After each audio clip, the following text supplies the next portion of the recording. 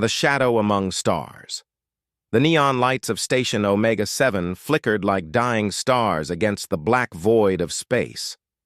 In the crowded cantina, aliens from across the galaxy drank synthetic alcohol and spoke in hushed tones about the war that consumed their worlds. None of them noticed the figure in dark clothing sitting alone in the corner booth, his face hidden beneath a traditional black mask that belonged to an ancient Earth tradition. Kenji Nakamura had been many things in his 35 years. A soldier in the Human Defense Corps, a weapons specialist during the Centauri campaign, a survivor of the massacre at New Tokyo Colony. But now, he was something the galaxy had never seen before. He was a ninja in space. The Galactic Council had declared humanity a rogue species after Earth refused to surrender its independence. What followed was a systematic campaign to hunt down every human in known space. Military bases were obliterated. Colonies were burned. Refugee ships were destroyed without mercy. The proud Human Defense Corps, once numbering in the millions, had been reduced to scattered survivors hiding in the shadows of alien worlds. But some humans had found a different path to survival. Kenji touched the ancient katana at his side, its blade forged from metamaterials that could cut through energy shields and armor plating alike. His grandfather had been a master of the old ways, teaching him the arts that had been passed down through generations of his family. When the galaxy declared war on humanity, Kenji discovered that the ancient disciplines of stealth, infiltration, and silent killing were perfectly suited to a guerrilla war among the stars.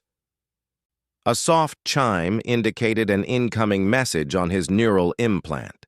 The encryption was military grade, bounced through 17 different relay stations to avoid detection. Only one person had this particular frequency. Target confirmed on Xerion Prime, came the synthesized voice of Colonel Sarah Chen, the last known commander of human intelligence. Senator Vex High is meeting with arms dealers tonight. The weapons they're negotiating for will be used to glass 3 more human settlements in the Outer Rim. Kenji's jaw tightened beneath his mask. Senator Vex High was a Kitharan, one of the snake-like species that had pushed hardest for humanity's extermination. The politician had personally ordered the bombardment of New Geneva, where 50,000 human civilians had died in the first hour of the attack. Location? Kenji sub-vocalized, his words transmitted through micro-movements of his vocal cords that the implant could detect. Luxury hotel on the 97th floor of the Xerion Tower. Private dining room. 6 guards, all Kitharan military, advanced energy weapons and personal shields. Security systems. Full surveillance grid, motion detectors, thermal imaging. The usual. Kenji smiled grimly. The usual was exactly what he had been trained to defeat. Modern aliens relied too heavily on their technology, never imagining that an enemy might use methods that were thousands of years old. Understood. Ghost protocol in effect. Acknowledged. Chen out. The connection terminated, leaving Kenji alone with his thoughts. He finished his drink, leaving credits on the table without touching them directly. Even in a crowded cantina, he maintained the discipline of leaving no fingerprints, no DNA traces, no evidence of his presence. Outside the cantina, the station's artificial atmosphere hummed with the sound of recycling systems and artificial gravity generators. Kenji moved through the crowds like a shadow, his black clothing allowing him to blend with the darker areas between the harsh industrial lighting.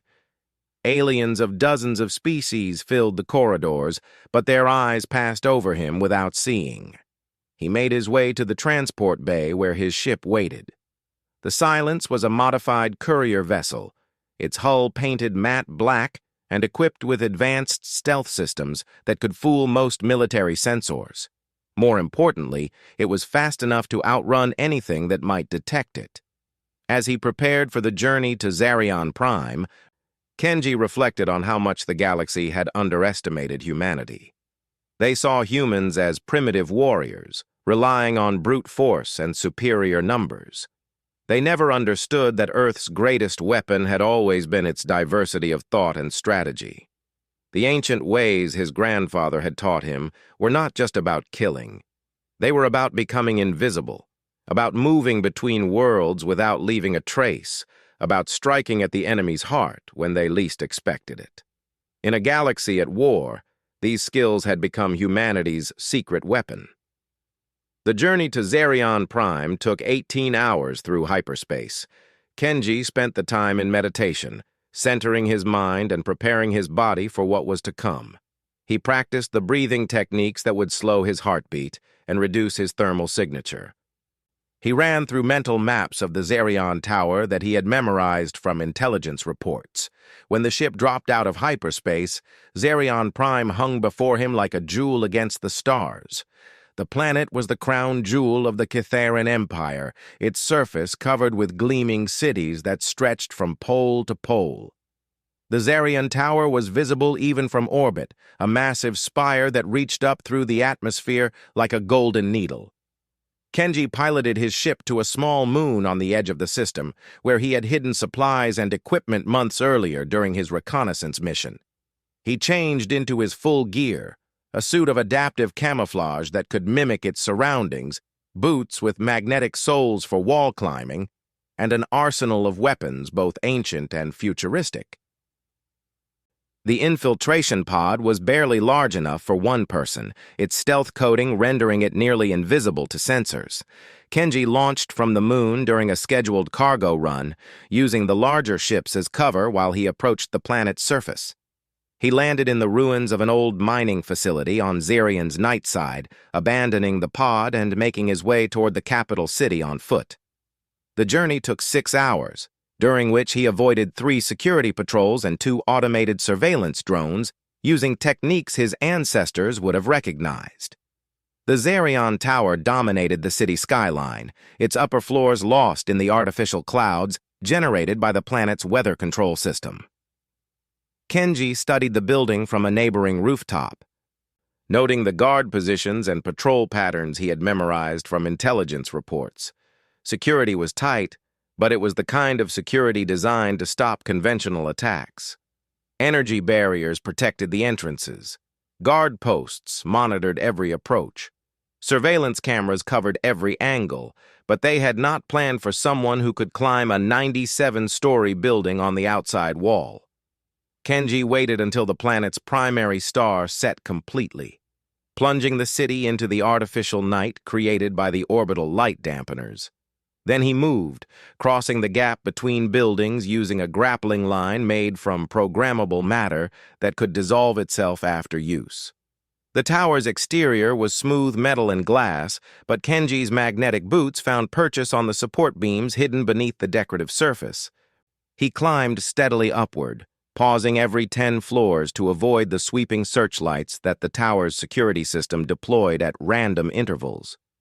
By the time he reached the 80th floor, his muscles ached from the constant strain of fighting the planet's gravity, which was 20% higher than Earth normal. But his breathing remained controlled, his heartbeat steady. This was what he had trained for his entire life. The 97th floor was different from the others.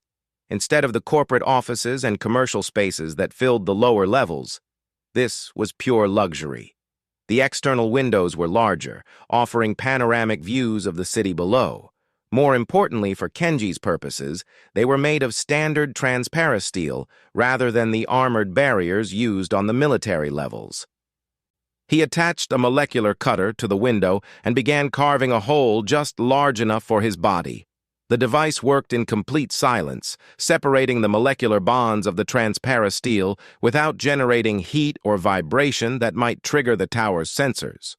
When the hole was complete, Kenji slipped through and found himself in an empty conference room. Through the door, he could hear the sound of conversation and the clinking of glasses from the private dining room where Senator Vexhai was conducting his business.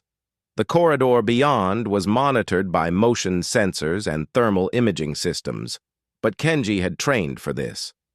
He moved with the patience of a hunting predator, timing each step to coincide with the sensor's sweep patterns. When a thermal imager turned in his direction, he pressed himself against ventilation grates where the ambient temperature would mask his heat signature. It took 20 minutes to traverse 50 meters of corridor, but when he reached the dining room, he was undetected and ready to strike. Through a crack in the door, he could see Senator HFY and his guests. The Kitharan was exactly as ugly as his photographs suggested. His serpentine body coiled around a floating chair while his forked tongue tasted the air constantly. Across from him sat two arms dealers, members of the hegemony species, known for their willingness to sell weapons to anyone with sufficient credits. "The plasma bombardment systems you require will be ready within the week," one of the dealers was saying. "Sufficient firepower to sterilize 3 planetary surfaces down to the bedrock." "Excellent," Senator HFY replied, his voice a sibilant hiss that made Kenji's skin crawl. "The final human settlements in the Outer Rim have proven surprisingly resilient. It is time to end their defiance permanently." Kenji's hand moved to his katana, but he forced himself to remain patient. There were 6 guards in the room, all armed and alert. A direct assault, even with his advantages, would be suicide. Instead, he waited and watched, memorizing every detail of the room's layout and the positions of everyone inside. When the moment came to strike, he would need to move with perfect precision. That moment came when the lights suddenly dimmed for the scheduled evening ambiance adjustment. In that split second of reduced visibility, Kenji moved. He flowed through the door like smoke, his feet making no sound on the polished floor. The first guard died before he could turn around, Kenji's monomolecular blade sliding between his ribs to pierce his heart. The second guard managed to raise his weapon before a thrown shuriken, enhanced with micro-rockets, punched through his throat. By the time the remaining guards realized they were under attack, Kenji had already claimed 2 more lives and was moving toward his primary target. Senator HFY's serpentine reflexes were faster than human normal, but Kenji had fought Kitharans before. As the politician's energy pistol cleared its holster, Kenji was already inside his guard, the katana's blade sliding through the senator's neck with surgical precision. The arms dealers reached for their weapons, but Kenji was already gone, having rolled behind an overturned table as the surviving guards opened fire. Energy bolts scorched the air where he had been standing, but their targeting systems couldn't lock onto a target that moved like a ghost. The battle lasted less than 90 seconds. When it was over, Senator HFY and his entire entourage lay dead, and Kenji stood alone in the ruined dining room, his black outfit unmarked by blood or energy burns. He gathered the intelligence data from the senator's personal computer, downloading files that would reveal the locations of planned attacks on human settlements. Then he prepared to leave the same way he had come. But as he reached the window, proximity alarms began screaming throughout the tower. Emergency lights bathed the building in red, and he could hear the sound of military aircraft approaching from multiple directions. Someone had triggered a silent alarm. Perhaps one of the guards had managed to send a distress signal before dying, or maybe the senator had been equipped with a dead man switch that activated when his vital signs ceased. It didn't matter. Kenji had faced worse odds and survived. He sealed the molecular cutter's hole behind him and began his descent, but this time speed was more important than stealth. He rappelled down the building's exterior using a monomolecular cable, dropping 10 floors at a time, before swinging to new positions to avoid the searchlights that now swept the tower's surface. Military aircraft surrounded the building, their pilots searching for any sign of the assassin. But they were looking for someone trying to escape in a vehicle or on foot. They never thought to look for someone climbing down the outside of a 97-story building in complete darkness. Kenji reached the ground level just as the first security teams breached the dining room above. He melted into the shadows between buildings, making his way back toward his hidden ship through side alleys and maintenance tunnels that didn't appear on any official maps. Behind him, The Zarian Tower blazed with emergency lights as security forces searched for a killer who was already gone. The hunt begins. 3 days after the assassination of Senator Vexhai, the Galactic Council convened an emergency session on the neutral station of Concordia Prime. Representatives from 47 species gathered in the Great Assembly Hall, their voices creating a cacophony of different languages and dialects as they debated humanity's latest act of defiance. Commander Zixtar of the Hegemony Intelligence Division stood before the assembled delegates, his 4 arms gesturing emphatically as he presented his report.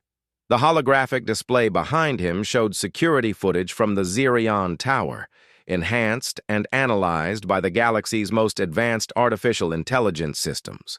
The assassination was carried out by a single operative, Zixtar announced, his metallic voice echoing through the chamber. No explosives were used. No energy weapons were fired by the attacker. 6 trained Catharan soldiers and one of our most prominent political figures were killed using primitive bladed weapons and thrown projectiles. A murmur of disbelief rippled through the assembly. Delegate Morden of the Crystalline Hive raised one of his multifaceted appendages. Commander, are you suggesting that a single human infiltrated one of the most secure buildings in Catharan space using Stone Age technology? The evidence is undeniable, Zixtar replied. We have recovered fragments of the weapons used. They appear to be constructed from advanced metamaterials, but their design principles are thousands of years old. The attacker moved through the building's security grid without triggering a single alarm until after the assassination was complete. On the main view screen, security footage played in slow motion. The images were grainy and distorted, showing only brief glimpses of a figure in black moving through the corridors of the Zarian Tower. Even with computer enhancement, the assassin's face remained hidden beneath a traditional Earth mask. The humans have clearly developed new stealth technologies, suggested Ambassador Velnari of the Aquatic Collective. Perhaps energy-dampening fields or molecular phase shifters. Negative, Zixtar responded. Our analysis shows no evidence of advanced technological systems. The operative appears to have relied entirely on physical conditioning, timing, and what human military documents refer to as ninja techniques. The word ninja caused another stir among the delegates. Most species had studied human history as part of their intelligence-gathering efforts, but the concept of warrior assassins who could move unseen and strike without warning seemed like primitive mythology rather than military doctrine. High Inquisitor Kethvar of the Zealot Order leaned forward in his hovering throne. Commander Zixtar, you are telling this assembly that our most advanced security systems were defeated by a human using methods from their pre-spaceflight era? That is correct, High Inquisitor. The silence that followed was profound. 47 different species, representing the most technologically advanced civilizations in the galaxy, struggled to comprehend how their superiority had been so completely undermined. Finally, Chancellor Vexmore of the Kitharan Empire spoke. The massive serpentine being's voice carried a weight of ancient authority and barely contained rage. My brother is dead. Our military intelligence suggests that this same operative has been responsible for 17 other high-value assassinations across 5 different star systems. Each time, the methods are identical. Each time, the killer vanishes without a trace. He paused, his forked tongue flicking out to taste the artificial atmosphere of the assembly hall. I am authorizing the deployment of the Galactic Soldiers program. If conventional security cannot stop this human phantom, then we shall use unconventional means. The announcement sent another wave of discussion through the assembled delegates. The Galactic Soldiers program was the Council's most classified military project, rumored to involve genetic enhancement and cybernetic augmentation of volunteer warriors from multiple species. They were designed to be the ultimate operatives, capable of hunting down and eliminating threats that conventional forces could not handle. Chancellor Vexmore, interrupted Ambassador Feldane of the Democratic Union. The Galactic Soldiers program is still experimental. We have no field data on their effectiveness against human opponents. Then this will provide an excellent opportunity for field testing, Chancellor Vexmore replied coldly. I want this human assassin found and eliminated, whatever it takes. Commander Zixtar activated his personal communication device. Galactic Command, this is Intelligence Division 7, authorization code Omega Black 7.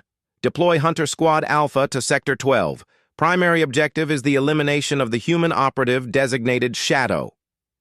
Across the galaxy, on a secret military station hidden in the gravity well of a dead star, 5 beings received their activation orders. They were no longer entirely the species they had been born as. Genetic modifications had enhanced their natural abilities beyond normal limitations. Cybernetic implants provided them with capabilities that no baseline organic being could match. Neural programming had eliminated concepts like fear, doubt, and mercy from their consciousness. They were the perfect hunters, and they had found their perfect prey. Squad leader Caxlan reviewed the mission parameters as his team prepared for deployment. He had once been Draconian, a proud warrior species known for their physical prowess and tactical intelligence. Now he was something more. His muscles had been enhanced with biomechanical fibers that could lift 5 times his body weight. His bones had been replaced with metamaterial composites that could withstand direct energy weapon fire. His eyes had been upgraded with multi-spectrum sensors that could see through most camouflage systems. Target analysis complete, he announced to his team. The operative uses traditional Earth stealth techniques combined with advanced materials technology. Standard detection methods have proven ineffective. Hunter Velnex, the team's tracker, consulted her instruments. Once a member of the Sensor Guild, her species possessed natural abilities to detect electromagnetic patterns and thermal signatures. Those abilities had been amplified through genetic modification until she could track a single individual across an entire star system. Predictive models suggest the target will strike again within 72 hours, she reported. Analysis of previous attacks indicates a preference for high-value political or military targets involved in anti-human operations. Target identification? Asked Hunter Mordak, the team's heavy weapons specialist. The former Siege Clan warrior now carried enough firepower to level a city block. Unknown, Caxlan admitted. The operative's identity remains classified beyond our access level. However, psychological profiling suggests a military background with specialized training in infiltration and close-quarters combat. Hunter Seish, their tactical analyst, activated a holographic display showing human military structure and training protocols. The psychic enhancement procedures had expanded her already considerable mental abilities to near precognitive levels. Human Special Forces training emphasizes adaptability and improvisation, she observed. This individual will not follow predictable patterns. We must be prepared for unconventional tactics. The 5th member of the team, Hunter Silkar, remained silent. The former Shadow Clan assassin had undergone the most radical modifications of all. His natural invisibility had been enhanced through experimental technology that bent light around his form. When he chose to disappear, even advanced sensors could not detect him. Deployment in 30 minutes, Caxlan announced. Remember, this is not a capture mission. The target has proven too dangerous to take alive. Elimination is the only acceptable outcome.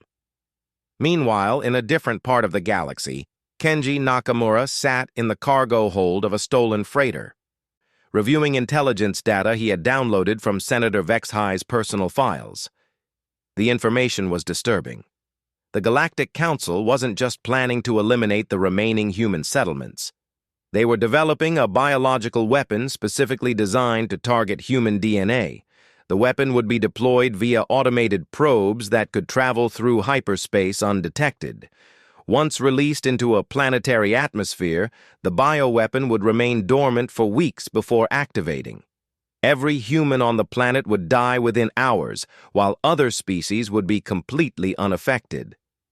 3 colony worlds were targeted for the initial test: New Kyoto, Haven's Rest, and Terra Minor. Combined, they represented the last 50,000 humans left alive in the galaxy. Kenji encrypted the intelligence data and transmitted it to Colonel Chen through a series of relay stations. Within hours, evacuation orders would be sent to all 3 colonies. But evacuation alone wouldn't be enough. The bioweapon facilities had to be destroyed before the probes could be deployed. According to the stolen files, the weapons were being manufactured on a secret research station in the neutral zone. The station was officially designated as a peaceful scientific facility studying stellar phenomena. In reality, it was the most heavily defended military installation in the galaxy. Kenji studied the station's specifications on his portable computer. Orbital defense platforms surrounded the facility. Energy shields powerful enough to stop capital ship weapons protected it from direct assault. A garrison of 5,000 troops provided internal security, but every fortress had a weakness. The station's scientific cover story required it to maintain communication with legitimate research institutions across the galaxy. Those communication arrays represented a potential infiltration route for someone with the right skills and equipment. Kenji began planning his most ambitious mission yet. He would need to steal a scientific vessel, forge credentials that would pass advanced security scans, and infiltrate a military station while surrounded by enemies.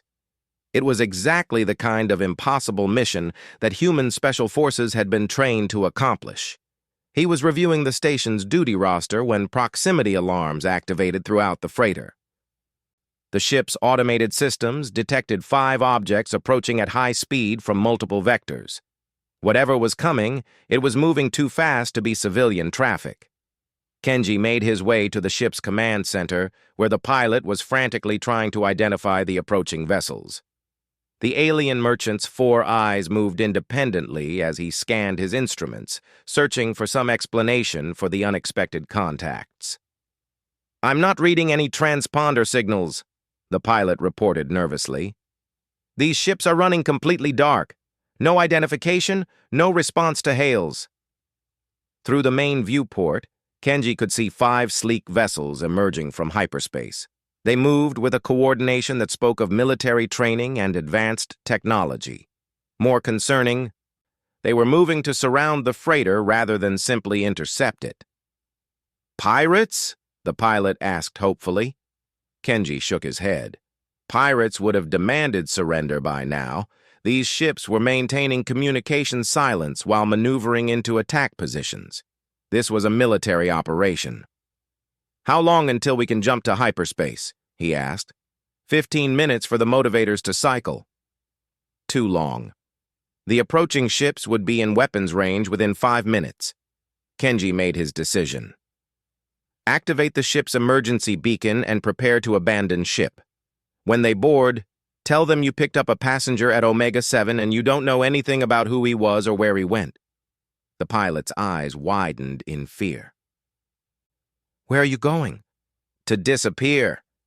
Kenji made his way back to the cargo hold where his equipment waited. He had faced impossible odds before, but this felt different. These weren't regular security forces or even elite military units. The precision of their approach and the advanced technology of their ships suggested something new and dangerous. He activated his combat suit's stealth systems and checked his weapons. If the galaxy wanted to send its best hunters after him, he would show them why humans had survived every attempt at extinction. The first ship attached itself to the freighter's hull with a magnetic clamp. Kenji could hear the whine of cutting torches as the boarding team burned through the outer airlock. These weren't standard boarding procedures. This was a forced entry by specialists who expected resistance. Through the cargo hold's ventilation system, he could hear the sound of armored boots moving through the ship's corridors. The boarders moved with military precision, clearing each compartment systematically. But they were being careful, suggesting they knew their target was dangerous. Kenji positioned himself in the shadows between cargo containers, his katana drawn and ready. When the cargo hold door opened, he would have one chance to assess his opponents before they detected him. The door slid open with a soft hiss. A figure in advanced combat armor stepped through, weapon raised and ready. Multi-spectrum sensors swept the cargo hold, searching for any sign of life. Behind the first soldier, 4 more figures took positions covering different angles of the room. These were not ordinary troops. Their armor incorporated technology Kenji had never seen before, and their movements spoke of enhancement beyond baseline organic capabilities. Whatever they were, they represented a new level of threat. Kenji remained motionless in the shadows, controlling his breathing and heart rate to minimize his thermal signature. He watched as the lead soldier activated what appeared to be a bioscanner, searching for traces of human DNA. The device immediately locked onto his position. "Target acquired," the soldier announced in perfect galactic standard. "Human genetic markers detected, bearing 270, range 15 meters. Kenji moved before the soldier could finish speaking. He emerged from the shadows like a striking serpent, his katana aimed at the gap between the soldier's helmet and chest armor. The blade, moving faster than the human eye could follow, should have severed the target's spine. Instead, it rang against some kind of force field that surrounded the soldier's body. Personal energy shields. Of course. Kenji rolled aside as 5 different weapons opened fire, energy bolts scorching the air where he had been standing. These soldiers were fast, but they were also overconfident. They expected their advanced technology to provide an overwhelming advantage. They had never fought a ninja. Kenji's first shuriken struck the lead soldier's weapon, the monomolecular edge slicing through the energy projector array and causing the weapon to explode in a shower of sparks.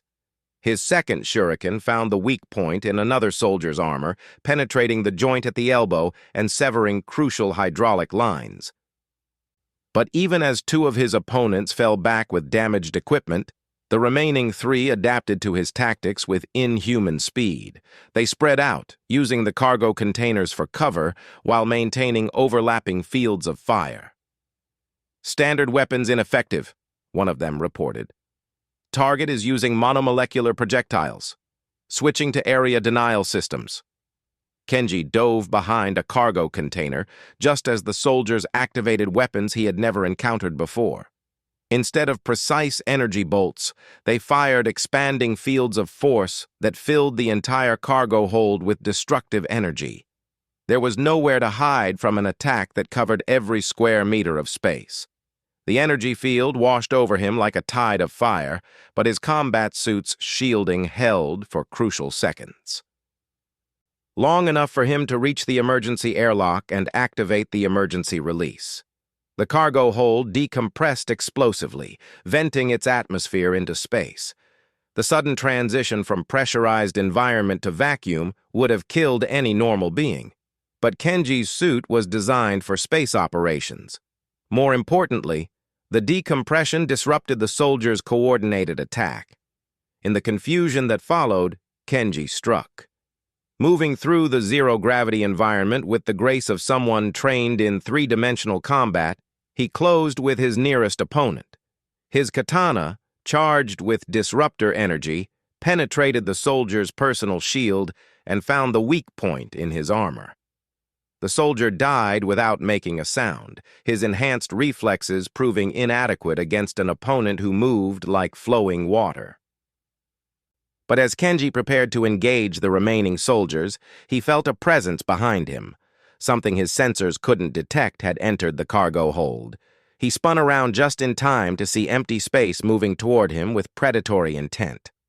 One of the soldiers possessed some form of advanced camouflage that rendered him completely invisible to both visual and electronic detection. Kenji's training saved his life. Instead of trying to track what he couldn't see, he listened to what his other senses told him. The slight vibration through the ship's hull as the invisible soldier moved, the almost imperceptible displacement of air currents, the faint electrical field generated by the soldier's cybernetic implants. When the attack came, Kenji was ready, He sidestepped the invisible blade and struck back with his own weapon, feeling the satisfying resistance as his katana found its target. The invisible soldier materialized as he died, his camouflage system failing along with his life signs. 3 down, 2 to go. But the remaining soldiers had learned from their fallen comrades. They no longer tried to engage him directly. Instead, they withdrew to the ship's other sections and began a systematic destruction of the vessel's life support systems. They intended to kill him by turning the ship itself into a weapon. Kenji made his way through the depressurized corridors toward his personal gear locker. If he was going to survive this encounter, he would need equipment these enhanced soldiers had never encountered before. The emergency suit he retrieved from storage was a masterwork of human engineering, combining advanced technology with traditional principles. Its life support systems could function for days in hostile environments. Its propulsion system could maneuver in zero gravity with precision that would shame a military fighter. Most importantly, it incorporated systems that his grandfather's generation would have recognized.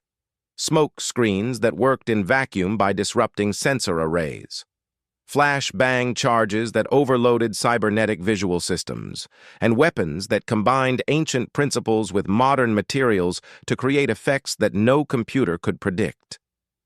When the 2 remaining soldiers found him again, they faced an opponent transformed. Kenji moved through the ship's corridors like a ghost, appearing and disappearing before their enhanced senses could track him. His attacks came from impossible angles, using the ship's architecture and emergency systems in ways their tactical programming had never considered. The battle raged for 20 minutes before the last enhanced soldier fell to Kenji's blade. When it was over, he stood alone in the ruined freighter, surrounded by the bodies of beings who had been designed to be perfect killers. But even as he began stripping useful equipment from the soldiers' remains, Kenji knew this was only the beginning. The galaxy had deployed its best hunters against him, and he had defeated them. The next time, they would send something even worse. He gathered intelligence data from the soldiers' equipment and prepared to abandon the freighter before reinforcements arrived. The ship was dying, its hull breached in multiple places, and its systems failing one by one. As he sealed his combat suit and prepared for the transition to vacuum, Kenji reflected on what the battle had taught him. The galaxy could enhance their soldiers with technology and genetic modification, but they couldn't replicate the one thing that made humanity truly dangerous. They couldn't replicate the human soul, with its capacity for adaptation, innovation, and the absolute refusal to surrender in the face of impossible odds. The war was far from over. If anything, it was just beginning. The final shadow, the communications array of Deep Space Research Station Helix, stretched across 3 kilometers of reinforced superstructure, its massive dish arrays pointed toward distant galaxies in a pretense of peaceful scientific observation. Behind the facade of legitimate research, the station's true purpose hummed with deadly efficiency in laboratories hidden deep within its core. Dr. Sylvain of the Biosciences Collective reviewed the final test results with satisfaction. The weapon they had created was elegant in its simplicity, a modified virus that would remain completely dormant until triggered by a specific electromagnetic frequency. Once activated, it would rewrite human DNA at the cellular level, causing rapid organ failure that would appear completely natural to any post-mortem examination. Phase 3 trials are complete, he announced to the assembled research team. The pathogen shows 100% effectiveness against human genetic samples with zero impact on test subjects from other species. Around the laboratory, dozens of alien scientists worked with samples of human tissue obtained from prisoners of war and recovered battle sites. Their research had been thorough and merciless. Every variation of human genetics had been tested. Every possible immunity had been accounted for. The weapon they had created would kill every human being in the galaxy within 72 hours of deployment. "Deployment schedule?" asked Colonel Hexanol of Station Security. The first production batch will be ready for loading into probe warheads within 6 hours, Dr. Sylvain replied. Target worlds New Kyoto, Haven's Rest, and Terra Minor have been mapped for optimal dispersal patterns. The probes will deploy simultaneously to prevent any possibility of warning or evacuation. What none of them knew was that 50 meters above their heads, a figure in black moved through the station's maintenance tunnels with the silence of death itself. Kenji Nakamura had spent 3 weeks preparing for this mission. Infiltrating the station had required him to steal a scientific vessel, forge research credentials, and submit to security scans that would have exposed any normal deception. But Kenji was not normal, and his deception had been crafted by human intelligence specialists who understood that the greatest lies were built on a foundation of truth. He was Dr. Ken Nakamura, xenobiologist from the Independent Research Collective, investigating viral adaptation patterns in deep space environments. His credentials were genuine, created through a network of human sympathizers who still held positions in legitimate scientific institutions. His research proposal was real, focused on biological phenomena that would naturally require access to the station's viral research laboratories. The irony was not lost on him.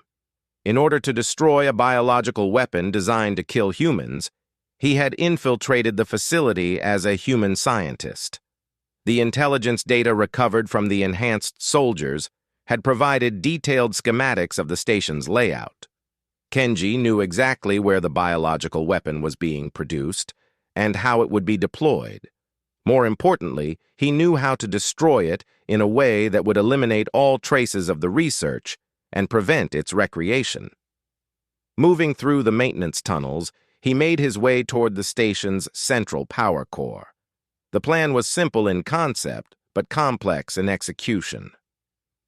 A controlled overload of the station's antimatter containment system would vaporize the entire facility, along with all research data and biological samples. The explosion would be contained by the station's automated safety systems, preventing collateral damage to nearby shipping lanes. The challenge was creating the overload without triggering immediate evacuations that might allow samples of the weapon to be saved. Kenji emerged from the maintenance tunnel into a secondary corridor that led toward the power core. According to his stolen security codes, this area should be lightly patrolled during the current shift rotation. He moved with practiced stealth, avoiding the automated surveillance systems that swept the corridor at regular intervals. But as he approached the secure entrance to the power core section, proximity alarms began screaming throughout the station. Emergency lighting bathed the corridors in harsh red illumination as blast doors sealed automatically. Over the station's communication system, Colonel Hexenal's voice echoed with cold authority. All personnel report to designated security stations. We have confirmed infiltration by a hostile operative. Security teams Alpha through Gamma are authorized to use lethal force. Kenji cursed silently. Something had compromised his mission, but there was no time to determine what had gone wrong.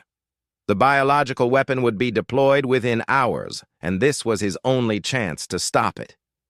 He activated the emergency override for the power core blast doors, using codes he had memorized from the stolen intelligence data. The massive barriers began to cycle open, their movements accompanied by automated warnings about radiation hazards and antimatter containment protocols. Unauthorized access to Sector 7, announced the station's artificial intelligence. Security teams respond immediately. Through the blast doors, Kenji could see the station's power core stretching away into the distance like a metallic cathedral. Massive conduits carried antimatter from storage tanks to the fusion reactors that powered the station's systems. At the center of it all, the primary containment chamber glowed with the barely restrained energy of annihilation itself. The power core was designed to be tamper-proof. Automatic systems monitored every component for signs of sabotage or malfunction. Attempting to overload the containment system would require precise manipulation of multiple control systems while avoiding detection by the station's artificial intelligence. But Kenji had not come this far to be stopped by security protocols. He made his way toward the primary control station, moving between the massive support columns that held the power core assembly. Behind him, he could hear the sound of security teams entering the power core section. They moved with military precision, but they were searching for a saboteur hiding among the machinery. They never considered that their target might be standing in plain sight at the control station, using legitimate access codes to reconfigure the antimatter containment parameters. Kenji's fingers moved across the control interface with the speed and precision of a concert pianist. His modifications to the containment system were subtle, hidden within routine maintenance subroutines that would not trigger immediate alerts. The containment field would remain stable for exactly 37 minutes, enough time for him to reach the biological laboratories and complete his secondary objectives. After that, the station would cease to exist. "Sector 7 secured," reported one of the security team leaders. "No sign of the intruder." Kenji had already moved on, making his way through secondary passages toward the station's biological research section. The corridors here were filled with legitimate scientists and researchers. Their conversations focused on theoretical xenobiology rather than weapons development. Most of them had no idea what their colleagues were creating in the classified laboratories. The restricted research section required additional security clearances, but Kenji's forged credentials opened every door. He moved through checkpoints with the calm confidence of someone who belonged, nodding politely to security guards who saw exactly what they expected to see. The biological weapons laboratory was a study in sterile efficiency. Automated systems maintained perfect environmental conditions, while robotic arms manipulated samples with microscopic precision. In sealed chambers, samples of the engineered virus waited to be loaded into delivery systems that would carry death to the last human colonies. Dr. Sylvain looked up from his work as Kenji entered the laboratory, his compound eyes reflecting the cold illumination of the workspace. "Dr. Nakamura, I was not informed that we had a xenobiologist visiting the project." "Special assignment from the Research Council," Kenji replied smoothly, displaying identification that would pass any casual inspection. "I've been asked to verify the pathogen's specificity parameters before final deployment." "Of course," Dr. Sylvain said, though his tone carried a note of suspicion. "Colonel Hexanal should have informed us of your arrival." "Security protocols," Kenji explained. "The fewer people who know about last-minute verification procedures, the better." It was a reasonable explanation, the kind of bureaucratic inefficiency that plagued large organizations throughout the galaxy. Dr. Sylvain accepted it with the resigned irritation of someone accustomed to dealing with administrative confusion. "Very well. The pathogen samples are in containment units 7 through 15. All testing protocols are available through the main terminal." Kenji moved to the indicated workstation and began accessing the research data. What he found there exceeded even his worst expectations. The weapon was not just designed to kill humans quickly, it was designed to make them suffer. The engineered virus would attack the human nervous system first, causing excruciating pain before moving on to organ failure. Death would be preceded by hours of agony, presumably as a final insult to a species the galaxy considered inferior. But the research data also revealed something else. The weapon's specificity was based on genetic markers that were unique to Earth-born humans. Humans who had been born on other worlds, with slightly different genetic expressions caused by environmental factors, might have some resistance to the pathogen. It was a small hope, but it was more than the galaxy intended to leave humanity. Kenji accessed the laboratory's sterilization systems, programming them to activate in 25 minutes with maximum intensity. The biological weapon would be destroyed along with all research data and backup samples. Even if some scientists escaped the station's destruction, they would not be able to recreate their work. "Dr. Nakamura," Dr. Sylvain called from across the laboratory. "I've received word from Colonel Hexenal. He wishes to speak with you immediately." Kenji's hand moved to the concealed weapon at his side, but he maintained his calm expression. "Of course. Security protocols again, I assume." "Something like that." The laboratory door opened to reveal Colonel Hexenal, flanked by 6 heavily armed guards. The military officer's insectoid features showed no emotion, but his weapons were already drawn. "Dr. Ken Nakamura of the Independent Research Collective," the colonel said slowly. "Graduated from New Geneva University in 2387. Specialized in viral adaptation studies. Published 17 papers on xenobiological research." Kenji nodded calmly. "That's correct." "Also died in the bombardment of New Geneva 3 years ago, according to military records." The silence that followed was broken only by the hum of laboratory equipment. Around the room, scientists backed away from their workstations as the situation became clear. "Identity theft is a serious crime," Colonel Hexenal continued. "But using a dead scientist's credentials to infiltrate a classified military installation is an act of war." Kenji could see the tactical situation with crystal clarity. 6 guards with energy weapons drawn. Dr. Sylvain reaching for an alarm panel. Laboratory workers scrambling for exits. Multiple security cameras recording everything. In 15 minutes, the sterilization systems would activate and destroy the biological weapon. In 22 minutes, the power core would overload and vaporize the entire station. He just had to survive that long. "I have a proposition," Kenji said calmly. "Surrender?" Colonel Hexenal suggested. "Information." The colonel's antennae twitched with interest. "What kind of information?" "The location of the remaining human fleet. Command structures, supply lines, everything you need to end this war permanently." It was a lie, of course. The human resistance was scattered and disorganized, with no central command structure to betray. But the galaxy's intelligence services didn't know that, and the possibility of obtaining such information would be too valuable to ignore. In exchange for what? Safe passage off this station. Colonel Hexenal considered the offer for a moment, then shook his head. "Unacceptable. You will provide the information, and then you will be executed as a war criminal." "Then we have nothing to discuss." Kenji moved before the colonel could respond. His first throwing star took out the laboratory's main illumination system, plunging the room into the red glow of emergency lighting. His second star found the throat of the nearest guard before the soldier could bring his weapon to bear. The remaining guards opened fire, but Kenji was already in motion. He flowed between workstations and equipment cabinets like smoke, using the laboratory's own structure to break up their targeting solutions. Energy bolts scorched the air where he had been, destroying delicate instruments and setting fires among the research materials.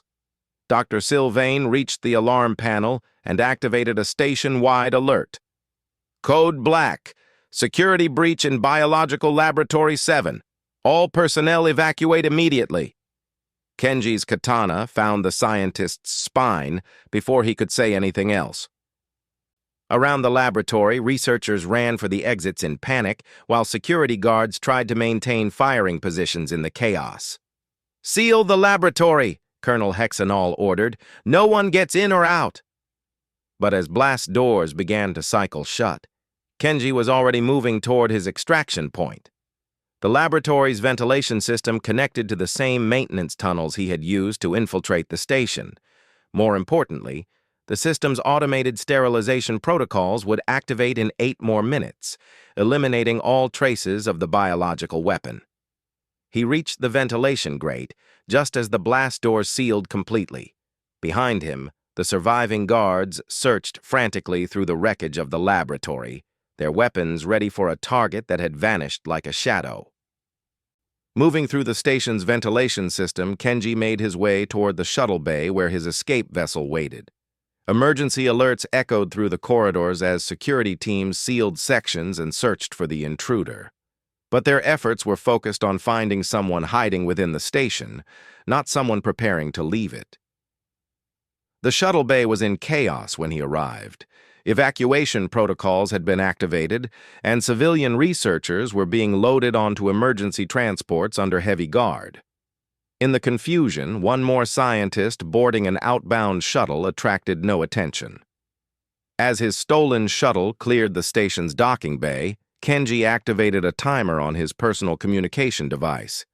Behind him, the research station continued its routine operations, unaware that destruction was approaching with mathematical precision. At exactly 37 minutes after infiltration, the antimatter containment field collapsed. The explosion was visible from 3 star systems away, a brief new star that burned for 17 seconds before fading into the cosmic background radiation. Deep Space Research Station Helix, along with its biological weapon and all research data, ceased to exist in an instant of perfect annihilation. In the shuttle's communication system, emergency broadcasts flooded the subspace channels as rescue ships rushed toward the explosion site. They would find nothing but expanding plasma and the scattered remains of a facility that had housed 3,000 beings. Kenji transmitted the intelligence data about the biological weapon to Colonel Chen, along with his analysis of the galaxy's enhanced soldier program. The information would be invaluable for protecting the remaining human settlements and planning future resistance operations. But even as he set course for his next mission, Kenji knew the war was far from over. The galaxy had shown its willingness to commit genocide against humanity. They would develop new weapons, create new enhanced soldiers, and continue their campaign of extermination. The only question was whether humanity's hidden guardians could continue to stay one step ahead of extinction. In the depths of space, a lone shuttle carried the last hope of a species that refused to surrender. Behind it, the light of a dying station faded into darkness, taking with it the dreams of those who had sought to erase humanity from the galaxy. But some shadows could not be illuminated, and some hunters could never be caught. As long as humans drew breath among the stars, there would be those who moved unseen through the darkness, striking at their enemies' hearts when they least expected it. The galaxy had created the perfect weapon to destroy humanity. In response, humanity had created something far more dangerous. They had created a legend. In the years that followed, intelligence reports would speak of impossible infiltrations and assassinations that defied explanation. Military commanders would wake in cold sweat from dreams of shadows that killed without warning. Politicians would demand protection from threats their guards couldn't see. They called him the Ghost of New Geneva, the Shadow Walker, the Last Ninja. But those who knew him simply called him Kenji, and they understood that as long as he drew breath, humanity's flame would never be extinguished. The war continued among the stars, but now the hunters had become the hunted. And in the depths of space, ancient disciplines met advanced technology to create something the galaxy had never seen before. They had created hope,